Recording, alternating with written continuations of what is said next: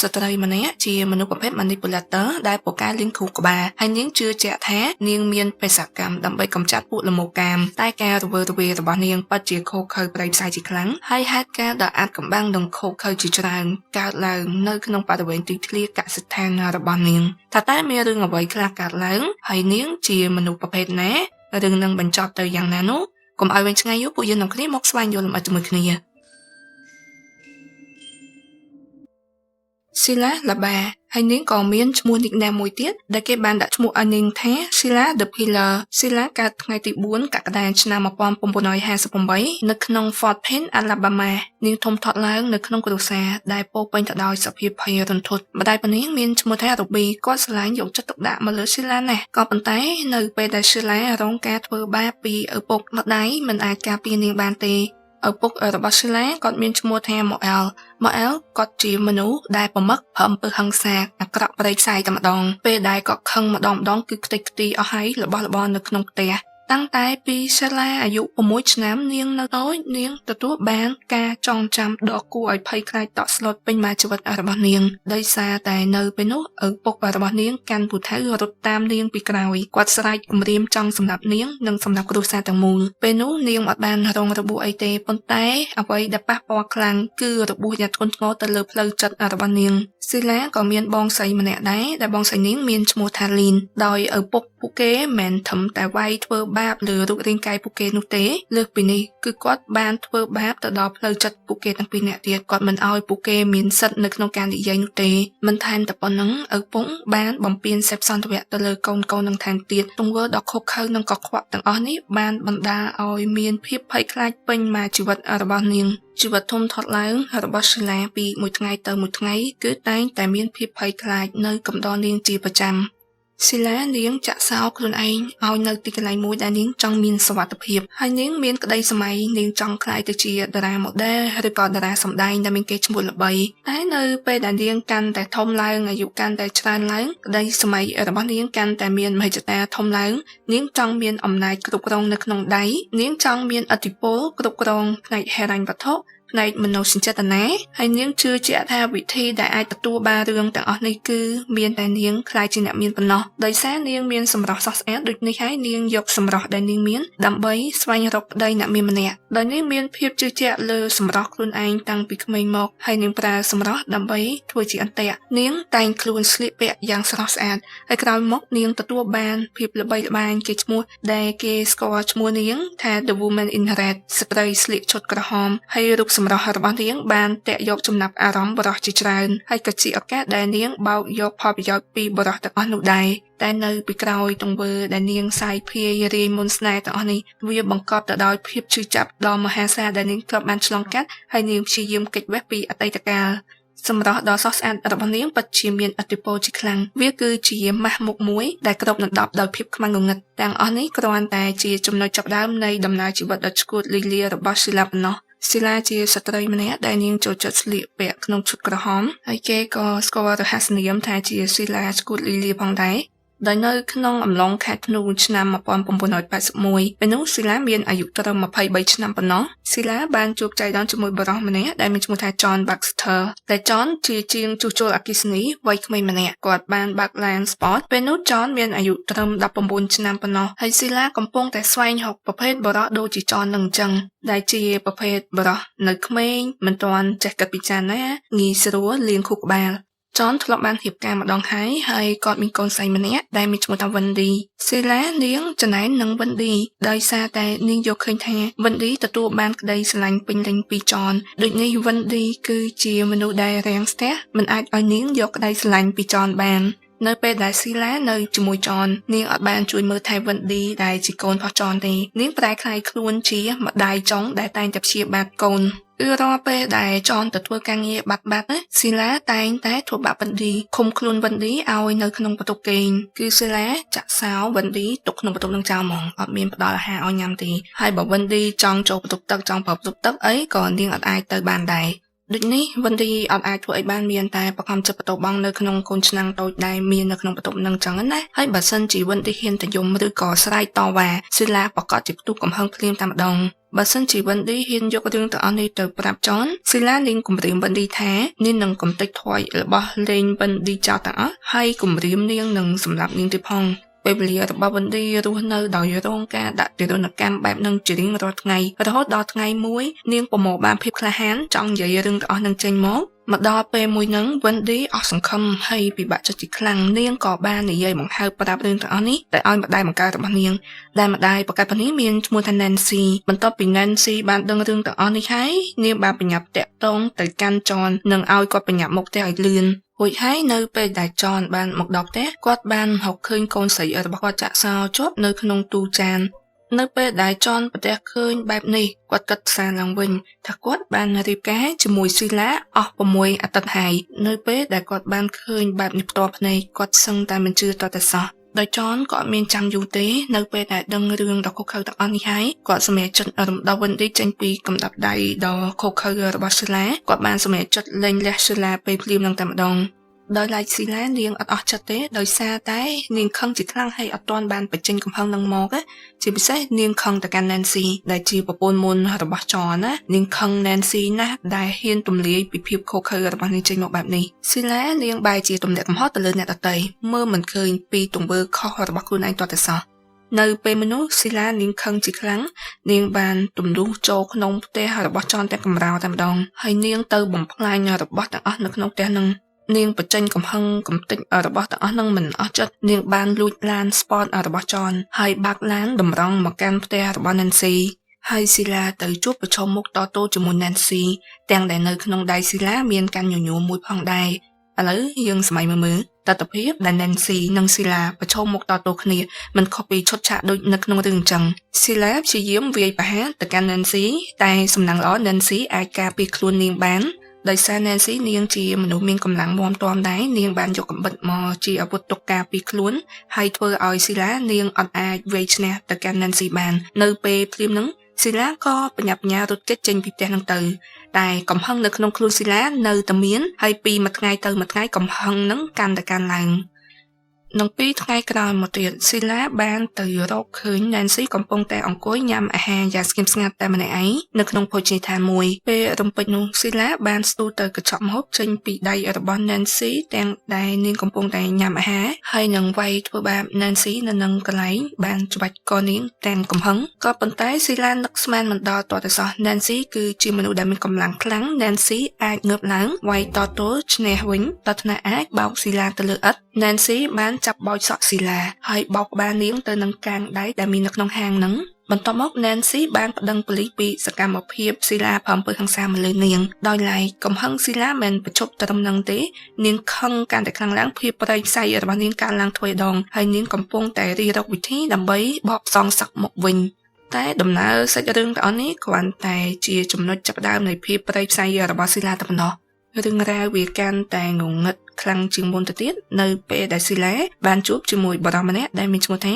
Ronnie Jennings រ៉ូនីគាត់មានការងារជាចុងភៅគឺគាត់បានមកស្គាល់ជាមួយស៊ីឡាបន្ទាប់ពីនាងបែកបាក់ពីចនក្នុង2ទៅ3ខែដោយសារតែស៊ីឡានាងមានជំនាញខាង manipulate លៀងខួរក្បាលអ្នកដទៃគេខ្លាំងហ្មងណាដូចនេះហើយនៅពេលដែលនាងតាក់ទងជាមួយរ៉ូនីនាងលៀងខួរក្បាលរ៉ូនីឡើងរ៉ូនីស្រឡាញ់នាងងប់តែម្ដងបន្ទាប់មកស៊ីឡាក៏បានរៀបការជាមួយរ៉ូនីក៏ប៉ុន្តែក្តីសុខដែលពួកគេមានគឺមិនយូរប៉ុន្មានទេជីវិតរស់នៅប្រចាំថ្ងៃពួកគេចាប់ផ្ដើមពោពេញទៅដោយចំនួនជាប្រចាំគឺអ្នកទាំងពីរតែងតែចោទប្រកាន់គ្នាទៅវិញទៅមកហើយប្រើប្រាស់អំពើហិង្សាដាក់គ្នានៅពេលដែលជួបគ្នាម្ដងស៊ីឡានាងតែងតែប្រើពាក្យគំរាមកំហែងខ្លាំងៗហើយនាងយកកន្ត្រៃមកភ្ជង់ចង្អុលមុខរ៉ូនីចំរៀងរាល់យប់ដែលរ៉ូនីនៅក្នុងផ្ទះជាមួយស៊ីឡារ៉ូនីគេងអត់លក់ទេគាត់ភ្ញាក់ក្តារយប់រហូតដោយសារតែគាត់ខ្លាចស៊ីឡាសម្រាប់គាត់ទាំងអំឡុងពេលគេងលងលក់អីចឹងណារ៉ូនីគាត់ស្គាល់ចរិតស៊ីឡាយ៉ាងច្បាស់ថានាងជាមនុស្សគុំគួនសន្សំកំហឹងហើយគាត់មានអារម្មណ៍ថាគាត់កំពុងតែរស់នៅក្នុងជីវិតជាប់អន្ទាក់របស់ស៊ីឡាតំណែងពួកគេរស់នៅជាមួយគ្នា toxic ជាខ្លាំងហើយសភាព toxic ហ្នឹងមិនមែនលក្ខណៈ toxic ធម្មតាទេស៊ីឡារស់នៅរ៉ូនីបាន1ឆ្នាំហើយរៀបការនៅជុំគ្នាបាន1ឆ្នាំហើយនាងក៏ចាប់ផ្ដើមធុញទៅនឹងរ៉ូនីនាងបានទៅតាក់ទងជាមួយបរិះចំណាស់អ្នកមានម្នាក់នៅពេលដែលរ៉ូនីដឹងរឿងនឹងភ្លាមគាត់សុំនាងលែងលះគាត់សុំនាងបញ្ចប់តំណែងមួយនឹងអញ្ចឹងណាក៏ប៉ុន្តែស៊ីឡានាងអត់ព្រមទេនាងអត់ព្រមដោះលែងរ៉ូនីឲ្យទៅណាចោលនាងទេ Irony គាត់ធ្វើការជាចុងភៅហើយបន្ទាប់ពីអ្នកទាំងពីរជួបគ្នាជាខ្លាំង Ronnie ចង់សុំបែកបាក់ជាមួយនឹង Sila នៅថ្ងៃមួយនោះអំឡុងពេលដែល Ronnie កំពុងតែធ្វើការនៅក្នុងភោជនីយដ្ឋាន Sila ស្ទុះចូលទៅក្នុងហាងដែលគាត់កំពុងធ្វើការនោះភ្លាមៗមនុស្សគ្រប់គ្នានឹកស្មានមកដល់ទាល់តែសោះពីសកម្មភាពរបស់នាងSila ចូលទៅក្នុងហាងនឹងភ្លាមជួបជាមួយ Ronnie នាងគំរាមទៅកាន់ Ronnie ថាចានៅក្នុងដៃរបស់នាងមានថ្នាំពេញមួយដៃនឹងតែម្ដងហើយនាងគំរាមទៅកាន់ Ronnie ថាបើសិនជា Ronnie អត់គោរពតាមបញ្ជារបស់នាងទេនាងនឹងលេបថ្នាំទាំងអស់នឹងតែ Ronnie គាត់ដឹងអាស្ទាយដែល Sila មកគំរាមគាត់នឹងមិនមែនម្ដងឯណាគឺច្រើនលើកមកហើយគាត់មិនផុងខ្លួនចាញ់តាមការគំរាមកំហែងរបស់នាងម្ដងនេះទៀតនោះទេ Ronnie និយាយថាគាត់មិនស្ដាប់តាម Sila ទេតែលើកនេះអីដែលនឹកស្មានមិនដល់ Sila នាងលេបថ្នាំមកក្តាប់ដៃចូលមាត់ទាំងអស់ដល់ពេលឃើញចង់ភ្លាម Ronnie គាត់ភ័យសន្សឡោជាខ្លាំងព្រោះគាត់អត់ដឹងថាតើថ្នាំដែលនាងលេបចូលទៅនឹងជាថ្នាំស្អីយ៉ាងប្រកបRonnie គាត់ឈមមើលទៅកាន់សកម្មភាពរបស់ Sila ទាំងភ័យតក់ស្លុតហើយគាត់កាំងនៅនឹងមួយកន្លែងចឹងហ្មងណាបន្ទាប់ពីលេបថ្នាំហើយ Sila នាងបានរត់ចេញពីភោជនីយដ្ឋាននោះនិងលួចបាក់ឡាន Ronnie ចេញទៅយ៉ាងលឿនអំឡុងពេលបាក់ឡាននោះភ្នែករបស់នាងចាប់ដើមព្រើទៅខួរក្បាលរបស់នាងក៏លែងស្លាស់ដែរវាជាឥទ្ធិពលមកពីថ្នាំដែលនាងលេបទៅទាំងអំបាបានមុនហ្នឹងណាហើយនាងចាប់ដើមវិលមុខអ្វីគ្រប់យ៉ាងនៅជុំវិញខ្លួននាងគឺវិលខ្ញាល់តែម្ដងនាងបន្តបាក់ឡានទាំងសភាពសេសើបែបហ្នឹងរហូតដល់នាងបាត់បង់ស្មារតីហើយនាងក៏បាក់ឡានទៅបុកចូលក្នុងបន្លាយសំណាងល្អដែលអត់មានអ្នកប៉ះពាល់ដល់អាយុជីវិតនោះទេហើយពេលភ្លាមនោះគេបញ្ញាបញ្ជូន Sila ទៅកាន់មន្ទីរពេទ្យចំពោះដុកទ័រធ្វើការព្យាបាលមកលើ Sila គាត់មានក្តីបារម្ភជាខ្លាំងមកលើអាយុជីវិតរបស់នាងដោយសារតែសភាព Sila នាងសន្លប់បាត់បង់ស្មារតីនៅក្នុងសភាពកូម៉ារហូតដល់18ថ្ងៃវិហើយនៅពេលដែល Sila នាងភ្ញាក់ដឹងខ្លួននាងតោង Ronnie ជាប់តែម្ដងនាងសង្ឃឹមថា Ronnie នឹងមិនចាក់ចោលនាងទេក៏ប៉ុន្តែ Ronnie អត់ចង់បន្តរស់នៅជាមួយនាងទៀតទេគាត់មានចំហយ៉ាងមោះមុតថាគាត់ត្រូវតែលែងលះនាងឲ្យបាន Sila ត្រូវ Ronnie ទុកនាងចោលឲ្យនៅតាមម្នាក់ឯងនាងឈឺចាប់ជាខ្លាំងបេះដូងនាងខ្ទេចខ្ទាំអស់ហើយបន្ទាប់ពី Sila ឆ្លងកាត់បទពិសោធន៍ប៊ីសនឹងស្លាប់បែបនេះនាងបានធ្លាក់ចូលក្នុងសភាពវិកលចរិតរហូតដល់30ថ្ងៃនាងត្រូវប្រឈមមុខទៅនឹងរឿងដែលនាងមិនចង់បានអំឡុងពេលដែលនាងមានបញ្ហាវិកលចរិតនៅក្នុងខ្លួននាងដូចជាខ្ចប់ជុំអញ្ចឹងរង្គោះរង្គើជាពិសេសកំហឹងរបស់នាងកើនឡើងដូចជាទឹកពូនអញ្ចឹងSila នាងជាមនុស្សប៉កែសម្ដែងប៉កែលេងខួរក្បាលគេណាពេលហ្នឹងនាងបានបង្កើតរឿងដែលវាអត់បានកើតឡើងទេនាងបែរជាបង្កើតសាច់រឿងនិយាយថាបុគ្គលិកនៅមន្ទីរពេទ្យបានបំពានធ្វើបាបនាងនិងទឿនឲ្យគេរៀបចំឲ្យនាងចេញពីការព្យាបាលនឹងមុនពេលកំណត់ក៏ប៉ុន្តែពាក្យកុហករបស់នាងអត់អាចបោកគេបានទេហើយគេនៅតែតម្រូវឲ្យនាងបន្តការព្យាបាល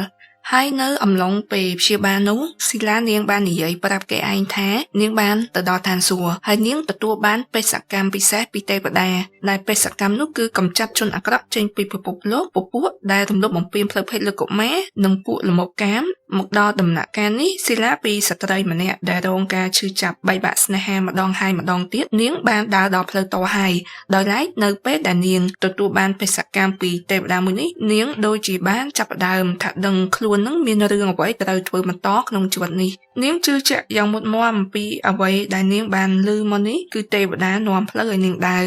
ដោយសារតែនាងជាមនុស្សមានភាពគ្រោះថ្នាក់ហើយនឹងមានការបំភាន់ពីជំងឺវិកលចរិតផងនោះចំណុចទាំងពីរនេះគូផ្សំនាំនាងទៅរកផ្លូវពោពេញទៅដោយអំពើហិង្សានិងគំនុំគុំគួនសងសឹកពេញទំហឹងជំហានបន្ទាប់របស់ Sila គឺនាងតាំងខ្លួនជាអ្នកស្វែងរកយុត្តិធម៌កម្ចាត់ពួកល្មោកកាមហើយទង្វើរបស់នាងកាន់តែអាក្រក់ខុសខើប្រៃផ្សាយជាងមុនទៅទៀតបន្ទាប់មកទៀតនៅក្នុងឆ្នាំ1987ពេលហ្នឹង Sila មានអាយុ29ឆ្នាំហើយនាងទៅតែលែងលះថ្មីថ្មោងពេលវេលាមួយហ្នឹងនាងក៏កំពុងតែបន្តស្វែងរកគោលដៅថ្មីបន្ទាប់ដែលជាប្រភេទមនុស្សអាចឲ្យនាងងាយស្រួលគ្រប់គ្រងលៀងខួរក្បាលហើយនឹងកេងប្រវ័ញ្ចយកផលប្រយោជន៍ពីគេហើយនៅជំនាន់ហ្នឹងសម្រាប់អ្នកដែលចង់ស្វែងរកដៃគូជីវិតគេចោះពាណិជ្ជកម្មនៅលើកាសែតអីចឹងណាចំពោះ Sila នាងបានអានកាសែតហើយនឹងបានឃើញពាណិជ្ជកម្មរបស់លោកដុកទ័រចំណាស់ម្នាក់ដែលគាត់មានឈ្មោះថាដុកទ័រ Wilfred Laba គាត់មានអាយុ60ឆ្នាំគាត់ទើបតែបាត់បង់ប្រពន្ធជាទីស្រឡាញ់របស់គាត់ដែលបានលាចាកលោកទៅដោយសារតែជំងឺមហារីកហើយសំណើដែលលោកដុកទ័រចង់បានពីដៃគូរបស់គាត់ គឺមិនបាច់មានកម្ពស់ខ្ពស់និងសំណាងគាត់ធំប៉ុណ្ណឹងបន្ទាប់ពីស៊ីឡាបានឃើញពាណិជ្ជកម្មរបស់លោកដុកទ័រស្វែងរកដៃគូជីវិតដែលមានភិនភាគបែបនេះបែបនោះហើយនាងគិតថាលោកដុកទ័រនេះគឺជាមនុស្សស្លូតបូតគឺជាមនុស្សងាយស្រួលលេងខួរក្បាលអ្វីដែលស៊ីឡាឃើញមិនត្រឹមតែជាពាណិជ្ជកម្មធម្មតាទេពាក្យថាដុកទ័រសំដៅទៅលើលុយពាក្យថាពោះម៉ៃសំដៅទៅលើភាពឯកានេះគឺជាប្រភេទគោលដៅជនរងគ្រោះដែលនាងចង់បានជាខ្លាំង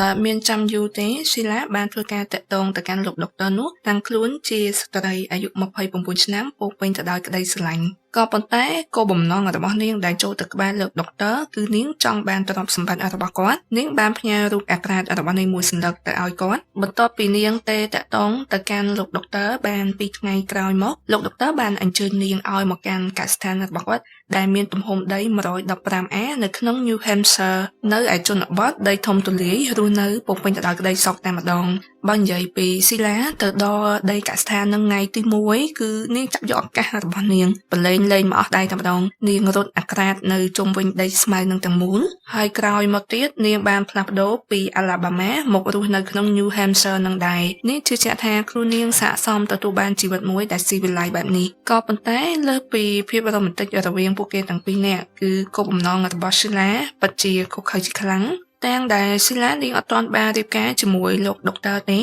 តែនាងចង់បង្ហាញមនុស្សគ្រប់គ្នាថានាងជាប្រពន្ធរបស់គាត់សពច្បាប់នាងហៅឈ្មោះខ្លួនឯងដោយដាក់តកោរបស់គាត់ទៀតផងហើយនាងតែងតែអះអាងថាខ្លួននាងជាម្ចាស់កម្មសិទ្ធិដីកសិកម្មនាងជាម្ចាស់ទ្រព្យនានាទាំងដែលការពិតវាជារបស់លោកដុកទ័រតែទង្វើស៊ីឡានាងមិនបញ្ឈប់ដំណឹងទេនាងបានថែមទាំងបញ្ឈប់បុគ្គលិករបស់លោកដុកទ័រថែមទៀតដែលបង្កឲ្យមានភាពវឹកវរប៉ះពាល់ទៅដល់ការព្យាបាលអ្នកជំងឺជាច្រើនហើយក៏ប៉ះពាល់ដល់មុខចំនួនរបស់លោកដុកទ័រផងដែរបន្ថែមទៅប៉ុណ្ណឹងស៊ីឡាបានសូមឲ្យលោកដុកទ័រផ្លាស់ប្ដូរលិខិតបណ្ដាំចុងក្រោយដោយនាងស្នើឲ្យគាត់ផ្លាស់ប្ដូរទ្រព្យសម្បត្តិទាំងអស់គេដំណើរទាំងអស់ដាក់ឈ្មោះរបស់នាងកុំបកគោលឲ្យកូនរបស់គាត់សូម្បីតែបន្តិចអស់រយៈពេលជាច្រើនឆ្នាំដែលអ្នកទាំងពីររស់នៅជាមួយគ្នាសុខភាពរបស់លោកដុកទ័រចាប់ផ្ដើមចុះខ្សោយជាខ្លាំងដែលប្រហែលឆ្នាំកន្លងមកគាត់ត្រូវស៊ីឡាគ្រប់គ្រងលាងខួរក្បាលហើយគាត់រស់នៅក្នុងភាព stress តបប្រមល់ជាប្រចាំរហូតធ្វើឲ្យគាត់មានសម្ពាធឈាមឡើងខ្ពស់លោកដុកទ័ររស់នៅជាប់គាំងក្នុងទំនាក់ទំនងមួយដែលតុកសិកជាខ្លាំងអស់ពេល8ឆ្នាំដែលពួកគេបានរស់នៅជាមួយគ្នាតែមិនបានឆ្លងកាត់ដោយក្តីស្រឡាញ់ទេគឺវាពោពេញទៅដោយភាពលុបលន់ភាពអាត្មានិយមរបស់ស៊ីឡាបើទោះបីជានាងបានក្លាយទៅជាប្រពន្ធរបស់លោកដុកទ័រពេញសិទ្ធហើយក៏ពិតមែនតែនាងចង់បានលើពីនេះនាងហាក់ដូចជាធុញទ្រាន់នឹងលោកដុកទ័រហើយនាងចង់ស្វែងរកអ្វីដែលរំភើបថ្មីទៀតណាដូចនេះហើយនាងព្យាយាមស្វែងរកគោលដៅថ្មីនាងតែងតែទៅញ៉ាយញងជាមួយបរិសណាដែលនាងស្គាល់ហើយលើពីនេះនាងនាំប្រុសស្នេហ៍ទាំងអស់នោះចូលមកក្នុងផ្ទះពេលដែលលោកដុកទ័រមិននៅផ្ទះអីដែលសាហាវខ្លាំងហ្នឹងនាងក្បត់លោកដុកទ័រគឺនាងអត់លាក់បាំងទេនាងក្បត់នៅនឹងមុខតែម្ដងលោកដុកទ័រជាបរិសម្នាក់ដែលផ្ដល់អ្វីគ្រប់យ៉ាងឲ្យនាងតែនាងអត់មានគ្រប់គាត់សូម្បីតែបន្តិចនាងចាត់ទុកគាត់ដូចជាល្បែងលេងសើចរបស់នាងអញ្ចឹងកន្លងផុតទៅអស់ប្រហែលឆ្នាំក្រោយមកទៀតនៅក្នុងឆ្នាំ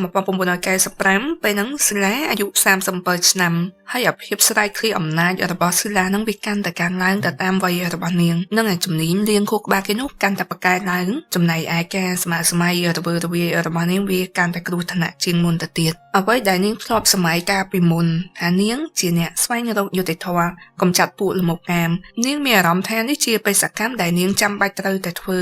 នាងគិតយ៉ាងមុតមមហើយលើកនេះគ្មាននរណាគេមករាំងស្ទះផ្លូវនាងទេនាងត្រូវតែធ្វើទៅតាមបេសកកម្មដែលនាងតែងតែរវើរវាយកន្លងមកនោះ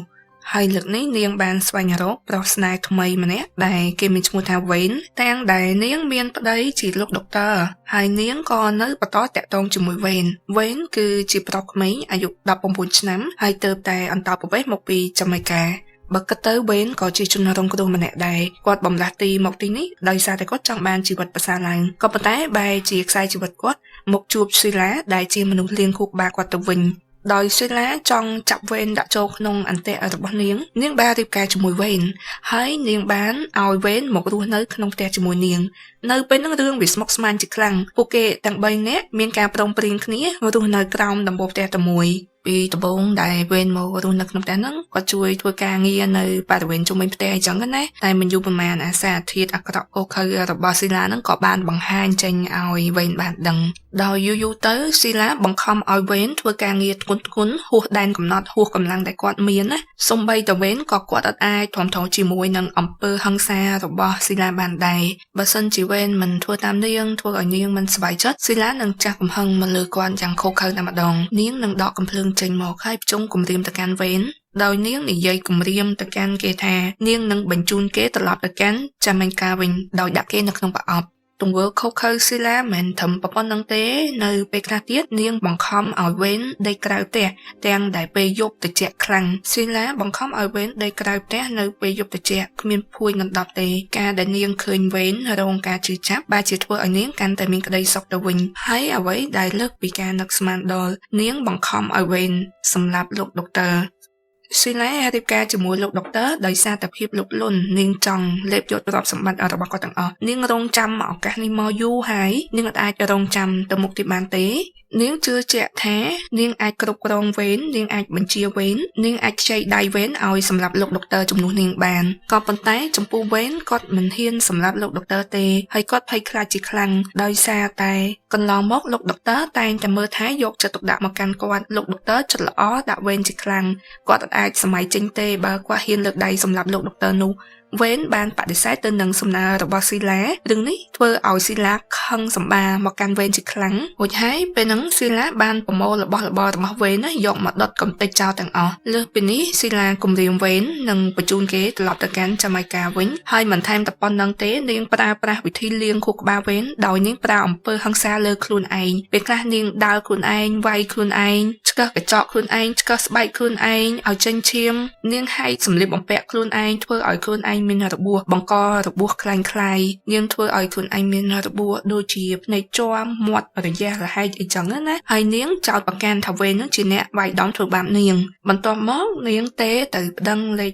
911ហើយលាបពណ៌ថាវេននឹងជាអ្នកធ្វើបាបនាងក៏ប៉ុន្តែខាងប៉ូលីសមិនជឿពាក្យកុហករបស់ស៊ីឡាទេដោយសារតែគេស៊ើបដឹងថាស៊ីឡាគឺជាមនុស្សលាងខួរក្បាលដូចនេះហើយប៉ូលីសបានដោះលែងវេនឲ្យចេញមកវិញនៅពេលដែលការពិតទាំងអស់បានបែកធ្លាយវេនបានសុំស៊ីឡាលែងលះបន្ទាប់ពីវេនបានចាក់ចេញទៅនាងនៅតែបន្តរស់នៅជីវិត toxic ជាមួយនឹងលោកដុកទ័រដដែលទាំងដែលនៅក្នុងគោលបំណងរបស់ស៊ីឡានៅតែចង់សម្លាប់លោកដុកទ័រហើយគម្រោងការរបស់នាងលោកមុនគឺបានបរាជ័យហើយដូចនេះនាងនៅតែបន្តជីវិតរស់នៅជាមួយលោកដុកទ័រទាំងដែលមានគោលបំណងអាក្រក់ក្នុងខ្លួនហើយនាងនៅតែបន្តចង់ស្វែងរកគោលដៅថ្មីបន្ទាប់មករស់នៅផិតក្បត់នឹងមុខលោកដុកទ័រនឹងតែម្ដងមិនយូរមិនឆាប់ក្រោយមកទៀតនាងបានទៅប្រទះជួបជនរងគ្រោះថ្មីម្នាក់ទៀតដែលគេមានឈ្មោះថា James Beckett គេមានអាយុ20ឆ្នាំស្ដើងគេជាមនុស្សដែលផ្អែមល្ហែមជាមនុស្សដែលយកចិត្តទុកដាក់James គឺជាមនុស្សដែលមានសន្តានចិត្តល្អគេជាប្រភេទមនុស្សដែលមិនដែលទៅធ្វើបាបយាយីអ្នកណានោះឡើយក៏ប៉ុន្តែស៊ីឡាមកស្គាល់ James ស៊ីឡាបានទៅគំទេចអាសារជាតិដ៏ល្អសុភាពរាបសាររបស់ James ទាំងអស់បំលែង James ឲ្យក្លាយទៅជាមនុស្សពោពេញទៅដោយសារជាតិអាក្រក់ទៅវិញនៅក្នុងទំនាក់ទំនងស្នេហានីមួយៗរបស់ស៊ីឡាគឺនាងប្រើប្រាស់កងរង្វង់លាងខួរក្បាលគ្រប់គ្រងបញ្ជានិងភាពសាហាវព្រៃផ្សៃគឺនាងធ្វើដូចគ្នាទៅដាក់ជនរងគ្រោះទាំងអស់ហើយជនរងគ្រោះថ្មីតែងតែធ្លាក់ចូលក្នុងអន្ទាក់រង្វង់កងចក្ររបស់នាងនិយាយទៅនៅទីណាដែលមានវត្តមានស៊ីឡាគឺនាងនាំតែភាពសោកសៅទៅដល់បុគ្គលនោះមិនខុសពីជនរងគ្រោះមុនជីវិតរបស់ចាមដែលមករស់នៅជាមួយស៊ីឡាពីដំបូងគឺមានភាពអែមល្ហែមល្អល្អើនតែយូរទៅស៊ីឡាបានបង្ហាញធាតុពិតរបស់នាងតែងតែប្រើអំពើហិង្សាយ៉ាងព្រៃផ្សៃវាយធ្វើបាបមកកាន់ចាមដោយថាមានរបស់អីមួយនឹងក្បែរដៃនាងទាញក្បត់យកមកវាយធ្វើបាបចាមតែម្ដងហើយនាងចាប់ផ្ដើមប្រើវិធីលាងខួរក្បាលទៅលើចាមទាំងដែលចាមមិនបានធ្វើខុសទេតែនាងចោទប្រកាន់ទៅលើចាមនាងថាចាមនឹងផិតក្បត់ធ្វើបាបមកកាន់នាងហើយថាចាមនឹងបំផ្លាញរបស់របរនាងធ្វើបាបសត្វចិញ្ចឹមរបស់នាងដូចជាសត្វទន្សាយទាំងដែលទាំងអស់នេះគឺជាពាក្យកុហកមិនជាការពិតទេហើយយូរទៅចាមហាក់ដូចជាត្រូវបាននាងលាងខួរក្បាលនេះគឺជាវិធីដ៏មានឥទ្ធិពលរបស់ពពួកមនុស្ស manipulator មនុស្សដែលលាងខួរក្បាលតែងតែបង្កើតសាច់រឿងកុហកឡើងទម្លាក់កំហុសទៅលើអ្នកដទៃទាំងដែលគេមិនបានធ្វើយូរទៅពាក្យកុហកហ្នឹងក៏คล้ายទៅជាគំនិតដក់ជាប់នៅក្នុងជនរងគ្រោះទាំងអស់នោះជឿថាពួកគេពិតជាបានធ្វើវាពិតមែន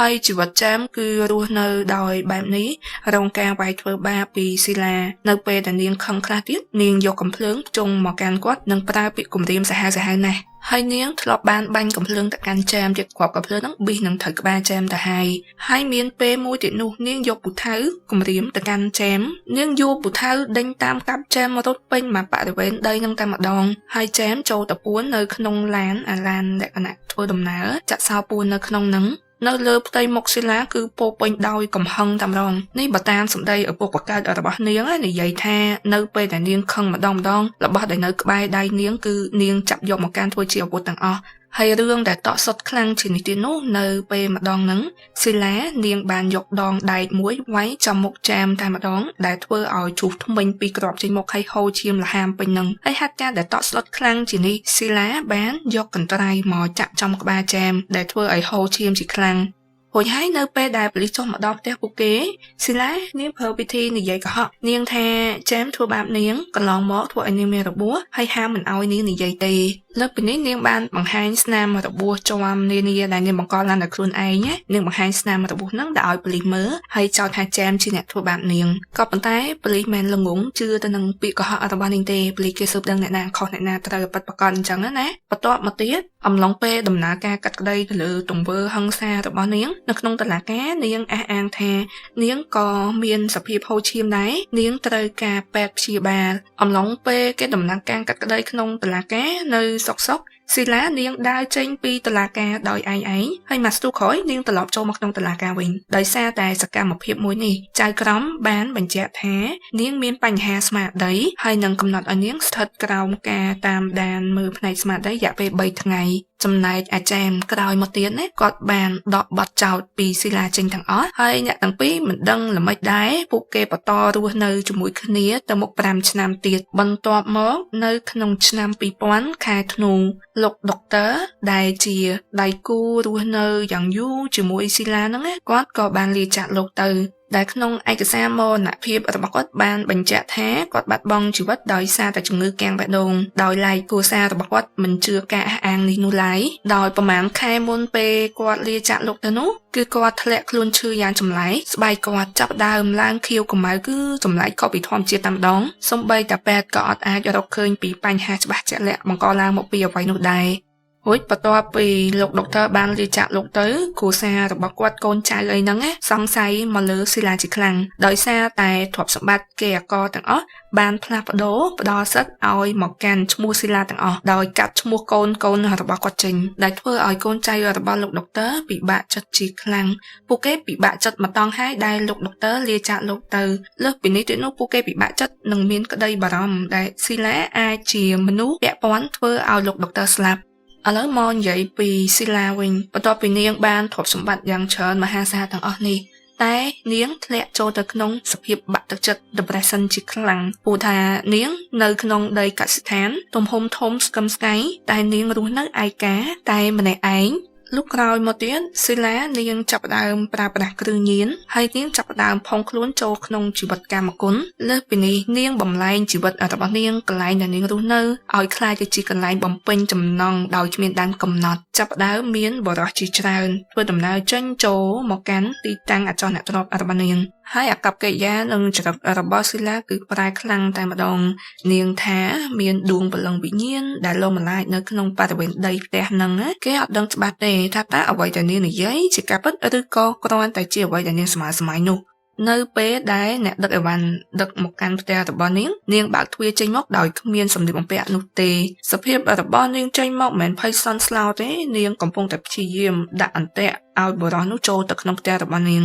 ស៊ីឡានាងទទួលបានគេមកដកទ្រព្យសម្បត្តិទាំងអស់ពីលោកដុកទ័រតែនាងអត់មើលថែទ្រព្យសម្បត្តិទាំងអស់នឹងទេនាងបែរជាយកដីទំហំដ៏ធំកន្លែងដែលនាងរស់នៅជាកន្លែងដាក់ទរណកម្មអ្នកដែលមកស្នាក់នៅជាមួយនាងទៅវិញ របៀបនាងរស់នៅក្នុងផ្ទះហ្នឹងមានហានិភ័យខ្ពស់ជាខ្លាំងនាងបើកហ្គាសចោលបើកភ្លើងចោលវាពិតជាហានិភ័យខ្ពស់អាចនឹងងាយនឹងភ្លើងឆេះហើយនាងបានបាញ់ថ្នាំសរសេរអក្សរក្រក់ៗនៅពេញជញ្ជាំងក្នុងផ្ទះហ្នឹងមិនថែមតែប៉ុណ្្នឹងទេអ្នកដែលមកជួលស្នាក់នៅក្នុងផ្ទះជាមួយនាងគេមានចំអាងត្រីអញ្ចឹងណាហើយនាងចាក់ថ្នាំចូលទៅក្នុងអាងត្រីឲ្យគេងាប់អស់សកម្មភាពរបស់នាងអត់មានណាគេអាចទាយដឹងមុនទេហើយចេញមករៀងប្លែកពេលខ្លះរៀងសាហាវនាងលើសពីសភាពមនុស្សដែលមានសតិមិនល្អគឺនាងតែងតែរវើរវាយស្មើស្មៃមានជំនឿបែកឆ្វេងហើយលើសពីនេះនាងមានបេសកកម្មមួយដែលខ្ញុំតែងតែបញ្ជាក់ម្ដងហើយម្ដងទៀតគឺនាងជឿជាក់ថានាងគឺជាភាវៈមួយដែលចុះមកលើផែនដីដើម្បីទៅកម្ចាត់ពួកជនល្មកកាមដែលបំពានផ្លូវភេទលើកុមារហើយនិងមនុស្សពេញវ័យនាងអះអាងថាខ្លួននាងមានសមត្ថភាពអរូបីនាងមានភ្នែកទឹកអាចមើលឃើញពពួកបិសាចទាំងអស់នោះដោយគ្រាន់តែប្រើកែវភ្នែកសម្លឹងមើលពួកវាប៉ុណ្ណោះក៏ប៉ុន្តែបេសកកម្មដែលនាងធ្វើគឺផ្ទុយស្រឡះនាងបន្តនាំបរិបមកកាន់កសិដ្ឋានរបស់នាងហើយអះអាងថាពួកគេគឺជាពួកល្មកកាមនិងបានធ្វើសកម្មភាពថ្កោលទោសទៅលើពួកគេឥឡូវនិយាយមកដល់ជនរងគ្រោះទី1ដែលមានឈ្មោះថា Michael Dulu ជីវិតរបស់ Michael ឆ្លងកាត់មកគឺលំបាកច្រើនណាស់គាត់ក៏ធ្លាប់មានគ្រួសារមួយដ៏មានសុភមង្គលដែរក៏ប៉ុន្តែគ្រួសារគាត់ត្រូវបែកបាក់គ្នាដោយសារតែគាត់ក្លាយទៅជាមនុស្សប្រមឹកហើយចុងបញ្ចប់គាត់បែកបាក់ទាំងប្រពន្ធកូនគាត់ក្លាយទៅជាមនុស្ស homeless មនុស្សដែលអត់មានផ្ទះសម្បែងកាលមុនក៏រស់នៅឯ Connecticut តែបន្ទាប់ពីអស់ផ្ទះនៅទៅគាត់បានផ្លាស់ប្ដូរមករស់នៅឯក្នុង New Hampshire នៅក្នុងឆ្នាំ2003 Michael ព្យាយាមតស៊ូចង់កសាងជីវិតគាត់ឲ្យងើបឡើងមកវិញជាខ្លាំងគាត់ព្យាយាមស្វែងរកដំបូងកន្លែងជ្រកកោនស្នាក់នៅហើយនឹងចង់ស្វែងរកឱកាសឲ្យជីវិតមានស្ថិរភាពឡើងមកវិញក៏ប៉ុន្តែដោយសារតែភាពទន់ខ្សោយជីវិតរបស់ Michael នេះហើយប្រែក្លាយគាត់ឲ្យក្លាយទៅជាគោលដៅជនរងគ្រោះដែលស៊ីឡាកំពុងតែតាមរកស៊ីឡាជាអ្នកមកនិយាយរក Michael មុនហើយសន្យាថាផ្ដល់កន្លែងឲ្យគេជ្រកកោនស្នាក់នៅផ្ដល់កន្លែងសន្យាថានឹងជួយឲ្យជីវិតគេកាន់តែប្រសើរឡើង Michael កំពុងតែដើរដល់ផ្លូវទ័ពផងនៅពេលដែលឮគេផ្ដល់ឱកាសល្អបែបនេះគាត់ព្រមទទួលយកភ្លាមតែម្ដងគាត់បានទៅរស់នៅក្នុងផ្ទះជាមួយស៊ីឡាហើយអ្នកទាំងពីរក៏បានផ្ដើមស្នេហាទំនាក់ទំនងបែបរ៉ូមែនទិកជាមួយគ្នាក៏ប៉ុន្តែមិនយូរប៉ុន្មានពាក្យសន្យារបស់ស៊ីឡាបានប្រែក្លាយទៅជាការគ្រប់គ្រងទៅលើ Michael ទៅវិញរឿងដំបូងដែលស៊ីឡាធ្វើគឺនាងផ្ដាច់ខ្លួន Michael ចេញពីមនុស្សជុំវិញខ្លួនគេទាំងអស់នាងមិនអោយ Michael តាក់ទងទៅកាន់ម្ដាយម្កាយរបស់គាត់ទេដូចនេះនៅជុំវិញខ្លួន Michael គឺមានតែស៊ីឡាម្នាក់គត់ដែលគាត់អាចទុកចិត្តបានហើយមកដល់ដំណាក់កាលនោះ Michael ជាប់នៅក្នុងកណ្ដាប់ដៃរបស់ស៊ីឡា Michael មិនបានដឹងខ្លួនទេថាគាត់នឹងជួបប្រទះរឿងអ្វីទៀតនោះបន្ទាប់មកទៀតស៊ីឡាតែងតែប្រើអំពើហិង្សាវាយដំធ្វើបាបមកលើ Michael ហើយលើកពីវាយធ្វើបាបរាងកាយនោះគឺនាងធ្វើបាបជាខ្លាំងប៉ះពាល់ទៅដល់ផ្លូវចិត្តរបស់ Michael នាងយកបំពង់ដែកវាយទៅលើ Michael ម្ដងហើយម្ដងទៀតរហូតទាល់តែចេញឈាមក៏មានដែរតែ Michael គាត់មិនដែលតដៃវាយត្រឡប់ទៅវិញទេសូម្បីតែយកដៃរងការពារខ្លួនក៏គាត់មិនបានធ្វើផងគាត់ឡើងប្រែក្លាយទៅជាមនុស្សដែលអត់មានវិញ្ញាណក្នុងខ្លួនអញ្ចឹងសភាព Michael គាត់បានត្រឹមតែសង្ងំនៅស្ងៀមភ័យឡើងញ័រតែម្ដងលើកពីសកម្មភាពដែលស៊ីឡាវាយដំធ្វើបាបទៅលើ Michael នាងចាក់សោ Michael ចោលនៅក្នុងបន្ទប់រាប់ម៉ោងពេលខ្លះចាក់សោចោលជាច្រើនថ្ងៃក៏មានដែរគឺនាងចាត់ទុក Michael ដូចជាអ្នកទោសអញ្ចឹងចាត់ទុកដូចជារបស់លេងនៅក្នុងល្បែងរបស់នាងហើយនាងចូលទៅក្នុងបន្ទប់ហ្នឹងតែពេលណាដែលនាងមានចំណងចង់ទៅលេងសើចតែប៉ុណ្ណោះការដែលស៊ីឡាទៅរកជនរងគ្រោះទៅក្បែរជនរងគ្រោះមិនដើម្បីរឿងស្នេហារឿងរ៉ូមែនទិកអីទេគឺនាងចូលចិត្តទង្វើដែលគ្រប់គ្រងដែលលេងសើចចេះអំណាចទៅលើគេអញ្ចឹងណានាងចូលទៅបំពេញសេពសន្តិវៈលើ Michael រហូតធ្វើឲ្យគាត់បាក់ស្មារតីកាន់តែភ័យញាក់ខ្លាំងជាងមុនទៅទៀតតែស៊ីឡាមិនមែនធ្វើទង្វើត្រឹមតែប៉ុណ្្នឹងទេនាងស្វែងរកវិធីថ្មីដើម្បីដាក់ទរណកម្មទៅលើ Michael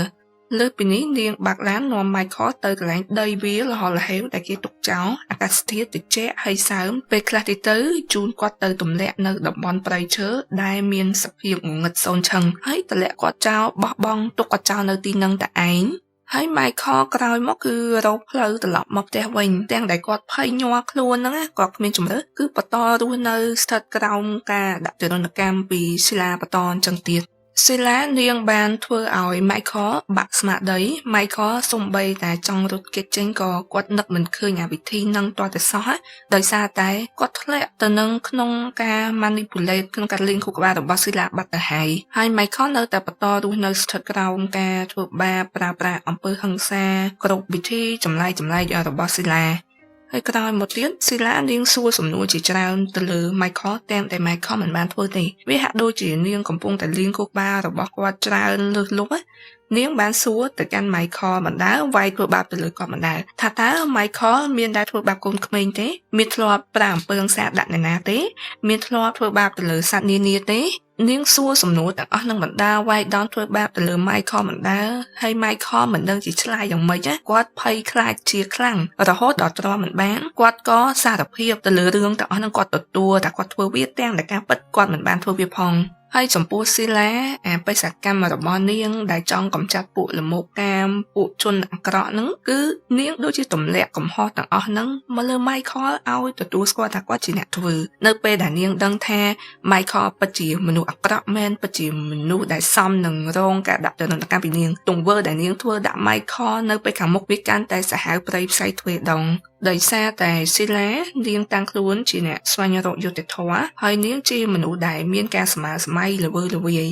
នាងជឿជាក់យ៉ាងមុតមមហ្មងថាក្នុងគុកបារបស់នាងយកឃើញថា Michael គឺជាពួកលមកាមគឺជាពួកជនអាក្រក់ហើយក្នុងគុកបានាងហ្នឹងជឿជាក់ថា Michael មិនលើកលែងសូម្បីតែម្ដាយរបស់គាត់លោកក្រោយមកទៀតមានអ្នកជិតខាងបានឃើញ Michael ដេកស្ដុកស្ដឹងនៅលើគំនរព្រិលហើយសភាពម្ដុំ Michael ដេកនោះឡើងពណ៌ក្រហមតែម្ដងគេអត់អាចចំណាំថាមុខជា Michael បានទេដោយសារតែមុខគាត់ប្រឡាក់ជោគជាន់ទៅដោយឈាមហើយមានស្នាមរបួសនៅលើខ្លួនគាត់ឡើងសស្បែកមិនថែមតែប៉ុណ្្នឹងទេគាត់អត់មានតិចមកច្រៀងទេពេលហ្នឹងមានឈាមជាច្រើនឡើងជោគជាន់បរិវេណព្រិលម្ដុំហ្នឹងទស្សនភាពតក់ស្លុតដែលគេបានឃើញនេះវាពិតជាលើសពីភាពសាហាវព្រៃផ្សៃខុសខើទៅទៀតពេលហ្នឹង Michael គាត់នៅមានជីវិតណាតែគាត់លក្ខណៈអស់កម្លាំងរលីងពីខ្លួនរួចហើយនៅពេលដែលអ្នកជិតខាងអោនទៅសួរថាតើមានរឿងអីកើតឡើង Michael គាត់បាននិយាយទាំងសំឡេងខ្សោយ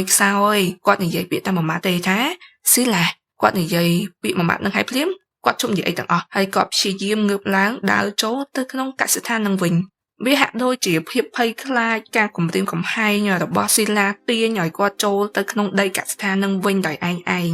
ឥឡូវទៅនិយាយពីស៊ីឡាឯណោះវិញការល្វើល្វារបស់នាងគឺកាន់តែសាហាវឡើងដល់ដែនកំណត់ហើយនាងចាប់ផ្ដើមសរសេរនៅលើសៀវភៅ note ចំណាំទុកអំពីរបៀបសម្រាប់មនុស្សអំពីរបៀបដុតសាកសពបំបែកសាកសពហើយនិងអំពីវិធីយកទៅប្លង់ចោលនៅក្នុងសមុទ្រដោយពីដំបូងដែល Michael មកស្គាល់ជាមួយស៊ីឡាបានបង្ខំឲ្យ Michael ផ្ដាច់ទំនាក់ទំនងពីម្ដាយម្កាយរបស់គាត់ហើយបន្ទាប់មកស៊ីឡាបានបង្ខំឲ្យ Michael សរសេរសម្បត្តិមួយដែលវាជាពាក្យមិនពិតទេដោយសម្បត្តិមួយឲ្យ Michael សរសេរបញ្ជាក់ថាម្ដាយម្កាយរបស់គាត់វាយដំធ្វើបាបគាត់កាលពីគាត់នៅក្មេងហើយនៅក្នុងសម្បត្តិមួយទៀតបង្ខំឲ្យ Michael សរសេរថាគាត់គឺជាជនល្មោកាមគឺជាជនដែលបានរំលោភបំពានទៅលើសេពសន្តិវៈប្អូនស្រីរបស់គាត់ហើយនឹងសម្បត្តិមួយទៀតឲ្យ Michael សរសេរថាគាត់ផ្ដាច់ទំនាក់ទំនងពីសាច់ញាតិគ្រួសាររបស់គាត់ទាំងអស់រឿងទាំងអស់នេះវាមិនមែនជាការពិតទេហើយមូលហេតុដែលស៊ីឡាឲ្យ Michael សរសេរសម្បត្តិទាំងអស់នេះផ្ញើទៅកាន់គ្រួសារគឺនាងការពារទុកមុនបើពេលដែល Michael មានបញ្ហានោះគ្រួសាររបស់គេនឹងមិនមកស្វែងរកគេនោះទេលុះមួយរយៈក្រោយមកទៀតនៅសុក Michael គឺបាត់វត្តមានសូនឆឹងអត់ដឹងទៅទីណាតែគេគ្រប់គ្នាជឿជាក់ថាគឺជាស៊ីឡាដែលបានពាក់ព័ន្ធទៅនឹងការស្លាប់របស់ Michael បាត់ខ្លួនទៅសូនឆឹងគ្មានអ្នកមកតាមសួរស្វែងរកគាត់ទេហើយក៏គ្មានផុសតាងចងថាស៊ីឡាពាក់ព័ន្ធទៅនឹងការបាត់ខ្លួនរបស់ Michael នោះដែរដូចនេះហើយស៊ីឡាបន្តរស់នៅជីវិតរបស់នាងធម្មតាទៅមុខទៀតហាក់ដូចជាគ្មានរឿងអីកើតឡើងអញ្ចឹងរយៈពេលប្រហែលឆ្នាំទៅមុខទៀតតែងតែមានបរិសុទ្ធជាច្រើនហោហែចេញចូលមកកាន់កសិដ្ឋានរបស់ស៊ីឡាហើយបរិសុទ្ធទាំងអស់នោះសុទ្ធតែជាមនុស្សអត់មានផ្ទះសម្បែងសុទ្ធតែជា homeless អត់មានសាច់ញាតិដើរដាច់ពីគេតែឯង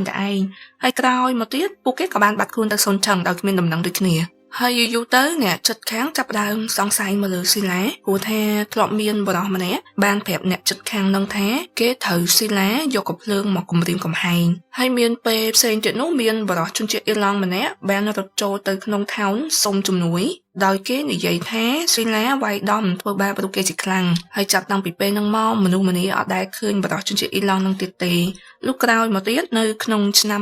2006ស៊ីឡាបានប្រទះជួបជាមួយបរិសម្នាក់ដែលមានឈ្មោះថា Kenneth Kenny គាត់មានអាយុ24ឆ្នាំហើយគាត់មានពិការភាពក្នុងការសិក្សាស្វែងយល់ដែលជាជនរងគ្រោះទន់ខ្សោយហើយជាប្រភេទជនរងគ្រោះដែលជាគោលដៅរបស់ស៊ីឡានិយាយទៅ Kenny គាត់ស្និទ្ធស្នាលជាមួយម្ដាយរបស់គាត់កាលពីមុនដែលចាប់តាំងពីពេលដែលគាត់ស្គាល់ស៊ីឡាគាត់ចាប់ផ្ដើមដាច់ទំនាក់ទំនងពីសាច់ញាតិពេលស្គាល់គ្នាដំបូងស៊ីឡាអញ្ជើញឲ្យ Kenny មកស្នាក់នៅលេងក្នុងដីកសិដ្ឋានផ្ទះរបស់នាងជាច្រើនថ្ងៃហើយ Kenny ក៏យកស្របទៅនឹងសំណើរបស់ស៊ីឡាបន្ទាប់មកទៀតនៅពេលដែល Kenny ឈប់លើកទូរស័ព្ទម្ដាយបកកើតរបស់គាត់ធ្វើឲ្យម្ដាយបកកើតរបស់គាត់ពិតជាបារម្ភជាខ្លាំងដោយម្ដាយរបស់ Kenny បារម្ភសុខសប្បាយភាពកូនប្រុសជាខ្លាំងគាត់ក៏បានទៅដល់ដីកសិដ្ឋានរបស់ស៊ីឡាតែស៊ីឡាមិនព្រមអនុញ្ញាតឲ្យគាត់ចូលជួបជាមួយ Kenny ទេ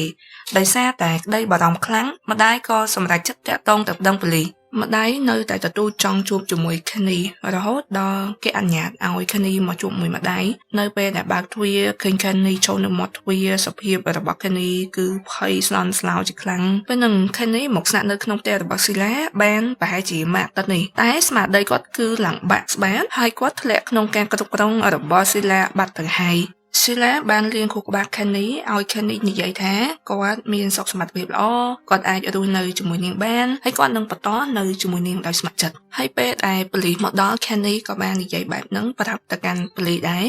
ហើយសភាពគាត់និយាយរៀងញ័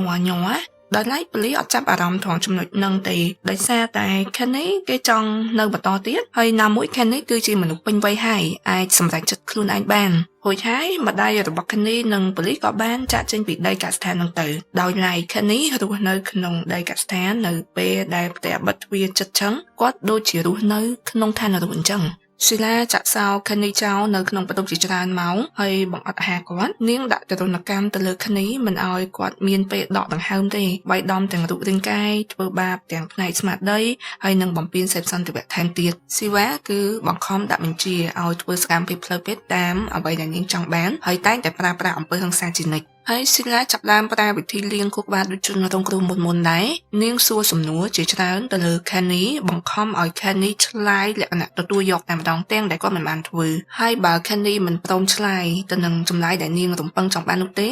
គាត់នឹងត្រូវរងការដាក់ទណ្ឌកម្មវាយដំធ្វើបាបយ៉ាងចាស់ដៃពីស៊ីឡាក៏ប៉ុន្តែដោយសារតែ Kenny គាត់ធំធាត់ឡើងនៅក្នុងគ្រួសារដែលមានការក្តីស្រឡាញ់ពេញលេញពីម្ដាយរបស់គាត់ដូចនេះហើយ Kenny អត់ធ្លាក់ចូលក្នុងអន្ទាក់មួយនេះរបស់ស៊ីឡាទេហើយគាត់ក៏បានប្រាប់រឿងនេះទៅកាន់ម្ដាយរបស់គាត់ដែរថាស៊ីឡាបង្ខំឲ្យគាត់ទទួលកំហុសទាំងដែលគាត់មិនបានធ្វើអញ្ចឹងណាបន្ទាប់ពីដឹងបែបនេះហើយម្ដាយរបស់គាត់បានតាក់ទងទៅកាន់ប៉ូលីសជាច្រើនដងក៏ប៉ុន្តែប៉ូលីសបានបញ្ជាក់ថាដោយសារតែ Kenny ជាមនុស្សពេញវ័យហើយបើសិនជាគេមិនចង់រស់នៅក្នុងផ្ទះហ្នឹងគេអាចមានសិទ្ធិចាកចេញតែខ្លួនគេបាននៅពេលទន្ទឹមគ្នានឹងដែរស៊ីឡាលៀងខួរក្បាល Kenny ពីមួយថ្ងៃទៅមួយថ្ងៃធ្វើឲ្យ Kenny កាន់តែចុះខ្សោយជាខ្លាំងបន្ទាប់មកទៀតនៅថ្ងៃទី17ខែមីនាឆ្នាំ2006ស៊ីឡាបាននាំ Kenny ទៅកាន់ Walmart មួយហើយពេលហ្នឹងសភាពរបស់ Kenny គឺអង្គុយនៅលើកៅអីអាទិរុញមកដល់ដំណាក់កាលពេលហ្នឹងគឺ Kenny អត់អាចដើរបានទេរូបភាពមួយសន្លឹកនេះគឺជា Kenny ដែលយើងមើលមុខគាត់សឹងតែមិនស្គាល់មុខរបស់គាត់ឡើងហើមហើយមានស្នាមជាំហើយគាត់ស្លៀកសម្លៀកបំពាក់អាលុងតែម្ដងខ្លួនគាត់ឡើងស្គមហើយបុគ្គលិកនៅក្នុងហាងលក់អីវ៉ាន់ហ្នឹងបានមកនិយាយជាមួយ Kenny ហើយដោយមើលទៅគួរឲ្យសង្ស័យខាងសន្តិសុខក្នុងហាងក៏បានថតរូប Kenny នឹងទុកដោយពួកគេក៏សម្គាល់ឃើញរូបរាង Kenny ស្គមស្គាំងហើយនឹងសង្ស័យជាខ្លាំងទៅលើសកម្មភាពរបស់ស៊ីឡាដូចនេះហើយបុគ្គលិកហ្នឹងក៏សម្រេចចិត្តទៅប្តឹងប៉ូលីសតែម្ដងលុះពេលដែលប៉ូលីសចុះមកដល់ឃើញសភាពរបស់ Kenny គាត់ពិតជាតក់ស្លុតជាខ្លាំងគាត់ជាលោកប៉ូលីសកាលមុនដដែលហ្នឹងណាដែលធ្លាប់បានឃើញសភាព Kenny ម្ដងហើយនៅពេលដែលគាត់ឃើញសភាព Kenny លោកនេះគឺខុសគ្នាដាច់ស្រឡះតែម្ដងនៅលើរូបរាងគាត់មានស្នាមរបួសស្នាមជាំហើយផ្នែកស្មារតីដូចជាភ័យហើយញ័រលោកប៉ូលីសឃើញសភាពបែបនេះគាត់ជឿយ៉ាងច្បាស់ថា Kenny ពិតជារងការធ្វើបាបរងការឈឺចាប់ពេលដែលប៉ូលីសទៅដល់ហ្នឹងគឺប៉ូលីសឃើញសភាព Kenny តែប៉ុណ្្នឹងដោយ Kenny អត់មានសុំវល់ឲ្យប៉ូលីសជួយអីទេហើយប៉ូលីសឈរមើលស៊ីឡានាំ Kenny ឡើងឡានដោយ Kenny អត់អាចងើបឈរពីកៅអីរុញនឹងបានទេគឺស៊ីឡាជាអ្នកលើក Kenny ដាក់ចូលក្នុងឡានហើយពួកគេធ្វើដំណើរ ចេញទៅបាត់ទៅចាប់តាំងពីពេលនោះមកនឹងហើយជាពេលវេលាចុងក្រោយដែលមនុស្សគ្រប់គ្នាបានឃើញខានីនៅមានជីវិតលោករយៈពេល6ថ្ងៃកន្លងផុតទៅនិយាយពីម្ដាយបង្កើតរបស់ខានីដោយសារតែគាត់មិនទទួលបានការតាក់ទងពីកូនប្រុសរបស់គាត់ហើយគាត់អាចទ្រាំទៅនឹងភាពស្ងៀមស្ងាត់នឹងបានទៀតទេម្ដាយបានទេទៅប្តឹងប៉ូលីសម្ដងហើយម្ដងទៀតម្ដាយគាត់ពិតជាអស់សង្ឃឹមច្រើនលើកច្រើនសារគាត់ទេប្តឹងប៉ូលីសរហូតដល់ទីបំផុតប៉ូលីសយកស្របពិនិត្យមើលក្នុងដីកសិដ្ឋានរបស់ស៊ីឡាពេលដែលប៉ូលីសចូលទៅដល់ដីកសិដ្ឋានរបស់ស៊ីឡានោះគឺនៅថ្ងៃទី23មីនាឆ្នាំ2006ពេលដែលស៊ីឡាបើកទ្វារជួបប៉ូលីសស៊ីឡាយំទឹកភ្នែកហូរមកលហាមពេញផ្ទៃមុខតែម្ដងហើយនាងនិយាយទាំងទុកសោកថាខានីបានទៅចោលនាងហើយនាងអត់ដឹងថាខានីគេទៅទីណានោះទេនៅពេលរំពេចហ្នឹងស៊ីឡាផ្លាស់ប្ដូរថូនសម្លេងហើយនាងនិយាយចោទប្រកាន់ទៅលើខានីថាខានីគឺជាជនល្មើសកាមគឺជាអ្នកបំពានប្រភេទលើកុមារបន្ថែមទៅប៉ុណ្ណឹងនាងមានខ្សែអាត់សម្លេងដែលនាងបង្ខំឲ្យខានីធ្វើការសារភាពក៏ប៉ុន្តែប៉ូលីសស្ដាប់ទៅប៉ូលីសដឹងយ៉ាងច្បាស់ថាខ្សែអាត់សម្លេងហ្នឹងគឺនិយាយទាំងការបង្ខំដោយសារតែរបៀបដែលខានីនិយាយក្នុងខ្សែអាត់ហ្នឹងសម្លេងគាត់រៀងញ័រហើយនិយាយយឺតដូចស្ទាក់ស្ទើរអញ្ចឹងណាដោយប៉ូលីសសង្ស័យទៅលើអាកប្បកិរិយារបស់ស៊ីឡានេះហើយទើបប៉ូលីសចាប់ផ្ដើមធ្វើការឆែកឆេរក្នុងដីកសិដ្ឋានរបស់នាងហើយប៉ូលីសបានរកឃើញរបស់គួរឲ្យសង្ស័យជាច្រើននៅក្នុងទីធ្លាដីហ្នឹងគឺប៉ូលីសបានរកឃើញរបស់របរដែលដុតចោលដូចជាគំនរដែកហើយនៅក្នុងហ្នឹងមានកាំបិតមានឧបករណ៍ជំរះស្មៅហើយនឹងមានដុតពូកផងដែររបស់ដុតហ្នឹងគឺនៅគំនរមកទៅហើយទាំងអស់ហ្នឹងគឺដូចជាក្រុមដប់លើរបស់អ្វីម្យ៉ាងដែលប៉ូលីសបានចាប់អារម្មណ៍ឃើញរបស់នៅក្រោមហ្នឹងគឺជាឆ្អឹងមនុស្សហើយឆ្អឹងហ្នឹងដុតនៅសល់មានជាប់សាច់ខ្លះៗថែមទៀតរួចហើយនៅពេលដែលប៉ូលីសទៅសួរស៊ីឡាអំពីកន្លែងដែលដុតនឹងមិនក៏វាអញ្ចឹងណាស៊ីឡានាងធ្វើដូចជាភ្ញាក់ផ្អើលហើយនាងនិយាយថាវាដូចជាឆ្អឹងសត្វទន្សាយហើយរំពេចហ្នឹងស៊ីឡានាងប្រាប់ដូរថូនសម្លេងថាប្រហែលជាឆ្អឹងពួកល្មកកាមនៅពេលដែលប៉ូលីសលើបែបនេះប៉ូលីសសួរនាងបញ្ជាក់ហើយស៊ីឡានិយាយម្ដងទៀតថាខ្ញុំនិយាយហើយថាវាជាឆ្អឹងរបស់សត្វទន្សាយនៅពេលភ្លាមហ្នឹងប៉ូលីសឃាត់ខ្លួនស៊ីឡាបញ្ជូននាងទៅកាន់ប៉ុស្តិ៍ប៉ូលីសអំឡុងពេលសាកសួរចម្លើយស៊ីឡានាងនិយាយថាខានីគេទទួលស្គាល់ថាគេគឺជាជនល្មើសកាមគេធ្លាប់បានធ្វើបាបកុមារហើយនិងមនុស្សផ្សេងហើយនាងបញ្ជាក់ថែមទៀតថាគឺខានីដឹងកំហុសខ្លួនឯងទើបគេបញ្ចប់ជីវិតទៅបែបនេះហើយលើពីនេះស៊ីឡានាងលើកកំណត់មួយឡើងមកទៀតថាប្រហែលជាខានីធ្លាក់ចូលក្នុងគំនរភ្លើងនឹងដោយចៃដន្យធ្វើឲ្យគាត់បាត់បង់ជីវិតដោយឯងអញ្ចឹងណាពាក្យកុហករបស់នាងគឺមានគ្រប់បែបគ្រប់សន្តានតែម្ដងនាងធ្លាប់តែជាមនុស្សលៀងខួរក្បាលប្រើប្រាស់អំពើហិង្សាបំផ្លាញជីវិតមនុស្សជាច្រើនឥឡូវហ្នឹងនាងស្ថិតនៅក្នុងការឃុំខ្លួនហើយតែមានចម្ងល់មួយគេលើកឡើងថាតើមានមនុស្សប្រមាណអ្នកផ្សេងទៀតដែលរងការជិះចាប់និងបានបាត់ខ្លួនមុនពេលដែលគេដឹងសាច់រឿងរបស់ខានីនោះអំឡុងពេលស៊ីឡាអង្គុយនៅក្នុងបន្ទប់សួរចម្លើយហ្នឹងផ្ទៃមុខរបស់នាងគឺស្ងប់ស្ងៀមធម្មតាហើយប៉ូលីសបានបង្ហាញផុសតាងដែលពួកគាត់ប្រមូលមកបានមកប្រជុំមុខទៅនឹងស៊ីឡាតែស៊ីឡាបដិសេធមិនព្រមនិយាយអ្វីទាំងអស់ហើយនាងអង្គុយស្ងប់ស្ងៀមធម្មតាដោយមិនបង្ហាញពីការបារម្ភសូម្បីតែបន្តិចប៉ូលីសបានសួរនាងថាតើនាងជាអ្នកដុតពូកខានីមែនទេហើយលោកប៉ូលីសបានស្រែកទាំងកំហឹងទៅកាន់នាងថានាងបានដុតសាកសពរបស់ខានីដែរមែនទេតែពេលរំពេចនឹងស៊ីឡានាងអង្គុយផ្អែកខ្នងទៅក្រោយនឹងដូចជាខំមាត់ហើយលាយជាមួយស្នាមញញឹមទាំងឌឺមកកាន់លោកប៉ូលីសហើយនាងនិយាយទាំងសម្លេងស្មើថាអ្នកណាធ្វើវាទៅនាងមិនដឹងទេសភាពដែលនាងនិយាយចេញមកទាំងគ្មានដឹងខ្លួនខុសបែបនេះគឺបញ្ជាក់យ៉ាងច្បាស់ថានាងប្រេផ្សាយកម្រិតណាបើទោះបីជានាងមិនព្រមសារភាពតែខាងក្រុមប៉ូលីសស៊ើបអង្កេតកំពុងតែរងចាំមើលលទ្ធផល DNA ដោយពេលហ្នឹងប៉ូលីសគ្មានជំរើសអាចធ្វើឲ្យបានគឺមានតែដោះលែងឲ្យនាងនៅក្រៅឃុំពេលដែលស៊ីឡាចេញពីការឃុំខ្លួននឹងហើយនាងអត់បន្តនៅក្នុងតំបន់នឹងទៀតទេនាងចាក់ចេញពីទីហ្នឹងហើយចូលទៅក្នុងថោនហើយនាងអត់ចំណាយពេលចាក់ជីរបស់នាងទេនាងទៅស្វែងរកបរិសដែលមិនដែលស្គាល់គ្នានិងលួងលោមឲ្យពួកគេចិញ្ចឹមនាងដំបូងគឺនាងនិយាយលួងលោមដាក់អន្ទែឲ្យពួកគេនាំនាងទៅកាន់បន្ទប់ផ្ទះសំណាក់ហើយនាងប្រើប្រាស់មុនស្នេហ៍និងវិធីលួងខួរក្បាលទៅបោកបរិសទាំងអស់ហ្នឹងលោកក្រោយមកទៀតពេលមួយដែលនាងបាននាំបរិសម្នាក់ចូលទៅក្នុងបន្ទប់ផ្ទះសំណាក់បរិសម្នាក់ហ្នឹងក៏បានបើកទូរទស្សន៍មើលចំប៉ុស្តិ៍ព័ត៌មានដែលក្នុងព័ត៌មាននោះគឺប្រកាសតាមចាប់ជនល្មើសកិច្ចខ្លួនហើយរូបភាពជនល្មើសនោះគឺជាស៊ីឡានឹងតែម្ដង ពេលបរោះនឹងឃើញបែបនឹងហើយភ្លាមគាត់ពិតជាស្លុតចិត្តជាខ្លាំងមិននឹកស្មានថាគាត់ចំណាយពេលវេលាពេញមួយយប់នៅជាមួយជនល្មើសបែបនេះនោះទេហើយគាត់ក៏បានទេទៅប្តឹងប៉ូលីសមិនយូរប៉ុន្មានប៉ូលីសក៏បានចុះមកដល់ទីតាំងផ្ទះសំណាក់មួយនឹងបានចាប់គាត់ខ្លួនស៊ីឡាទាន់ពេលវេលានៅលើកនេះស៊ីឡាអត់អាចមានឱកាសគេចខ្លួនបានទៀតទេគឺប៉ូលីសចាប់គាត់ខ្លួននាងជាប់តែម្ដងរងចាំការកាត់ក្តីដោយសារតែពេលហ្នឹងលទ្ធផល DNA បានបញ្ចេញមកហើយថាឆ្អឹងដែលមានជាប់ជាមួយសាច់នោះគឺលទ្ធផល DNA ចេញមកជារបស់ Kenny ហើយការស៊ើបអង្កេតរបស់ប៉ូលីសគឺរកឃើញមានស្នាមឈាមប្រឡាក់នៅលើជញ្ជាំងនិងក៏ឃើញមានឆ្អឹងមនុស្សនៅទីតាំងបរិវេណផ្សេងៗគ្នាទៀតដែរហើយឆ្អឹងផ្សេងទៀតនោះលទ្ធផលចេញមកគឺជាឆ្អឹងរបស់ Michael ហើយរឿងដែលតក់ស្លុតជាងនេះទៀតនោះគ្មានចម្លើយអាចបកស្រាយបានគឺប៉ូលីសរកឃើញឆ្អឹងម្រាមជើងតែលទ្ធផល DNA បញ្ចេញមកថាឆ្អឹងម្រាមជើងនោះមិនមែនជារបស់ Kenny ហើយក៏មិនមែនជារបស់ Michael ដែរនៅក្នុងរឿងក្តីនេះមានសាក្សីជាច្រើនបានចេញមកប៉ុន្តែសូមមិនបង្ហាញឈ្មោះហើយក៏មានជនរងគ្រោះជាច្រើនដែលប៉ូលីសមិនទាន់អាចកំណត់អត្តសញ្ញាណបានដោយសារតែមានជនរងគ្រោះជាច្រើនបានបាត់បង់ជីវិតដោយសារស្នាដៃរបស់ស៊ីឡានេះបញ្ជាក់ថាស៊ីឡាមិនមែនជាឃាតករធម្មតាទេនាងគឺជាប្រភេទឃាតករ serial killer តែស៊ីឡានាងមិនព្រមសារភាពទេដូចនេះហើយវានៅតែជាអាថ៌កំបាំងថាតើមានបរិបទប្រមាណអ្នកដែលបាត់បង់ជីវិតដោយសារនាងហើយអត្តសញ្ញាណពួកគេជាអ្នកណានោះ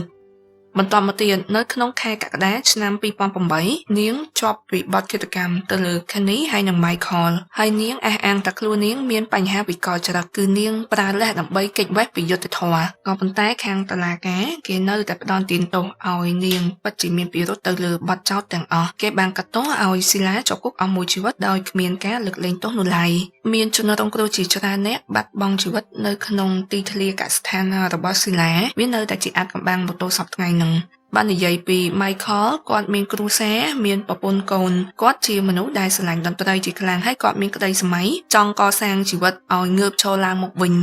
ចំណែកឯ Kenny គាត់គឺជាបរិសុទ្ធវ័យក្មេងដែលមានចរិតល្អគួរឲ្យរាប់អានហើយគាត់ស្រឡាញ់ខាងកីឡាជាខ្លាំងនិងគាត់ក៏ជាអ្នកធ្លាប់ចូលរួមក្នុងកងយោធាផងដែរអាយុគាត់ទើបតែ24ឆ្នាំតែជីវិតគាត់ទាំងអស់គឺត្រូវខូចខាតដោយសារតែការសន្យាពាក្យកុហកលីលារបស់ស៊ីឡាពួកគេជាជនស្លូតត្រង់តែបែរជាមកអស់ជីវិតយ៉ាងប្រៃផ្សៃដោយសារតែស៊ីឡាទៅវិញហើយមានអាថ៌កំបាំងជាច្រើនទៀតនៅក្នុងទីធ្លាកសិដ្ឋានរបស់ស៊ីឡាដែលស៊ីឡាមិនព្រមទម្លាយចេញមកនោះទេរឿងក្តីនៅថ្ងៃនេះគឺចង់បញ្ចាំងឲ្យយើងស្គាល់ពីប្រភេទមនុស្ស manipulator មនុស្សដែលពូកែលៀងខួរក្បាលវាគឺជាមេរៀនដ៏សំខាន់ដែលពួកយើងគួរតែស្វែងយល់ឲ្យដឹងពី personality ពីអត្តចរិតរបស់មនុស្សមួយណាបែបម៉េចដើម្បីជាការការពារខ្លួនឯងកុំឲ្យយើងធ្លាក់ចូលទៅក្នុងប្រភេទមនុស្ស manipulator មនុស្សដែលពូកែលៀងខួរក្បាលគេអញ្ចឹងណាដោយពពួកមនុស្ស manipulator ហ្នឹងទី1គេចូលមកក្នុងជីវិតយើង